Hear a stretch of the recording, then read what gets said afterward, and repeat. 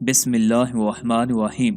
جب تیازوک بوڑھا ہو گیا تو بادشاہ نے کہا کہ اب تم بوڑھے ہو گئے ہو، خبر نہیں کب تمہاری آنکھیں بند ہو جائیں، تمہارے بعد ہمیں مشکل سے ایسا لائق طبیب ملے گا، لہٰذا کچھ ایسی نصیحت کرو جس پر عمل کرنے سے تندرستی کی حفاظت ہو سکے۔ تیازوک نے جواب دیا، 9 باتیں بتاتا ہوں، اگر ان پر عمل کرو گے اور پرہیز سے کام لوگے تو مرض الموت کے سوا کوئی بیماری مشکل سے ہی لاحق ہوگی۔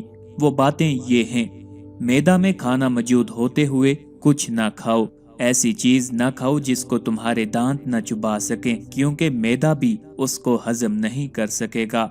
کھانے سے 2 گھڑی بعد پانی پیا کرو، کیونکہ بدہضمی تمام بیماریوں کی جڑ ہے، اور فوراً کھانا کھانے کے بعد جو پانی پیا جاتا ہے وہ بدہضمی کا سبب بنتا ہے۔ ہر 2 دن میں 1 بار ضرور نہایا کرو، کیونکہ نہانا جسم کی ایسی بیماریوں کو نکال باہر کرتا ہے جن تک دواؤں کی رسائی ممکن نہیں ہو سکتی۔ اپنے جسم کا خون بڑھاتے رہو جس سے تم اپنی روح کی نگہبانی کر سکو۔ سونے سے پہلے قضاء حاجت ضرور کر لو۔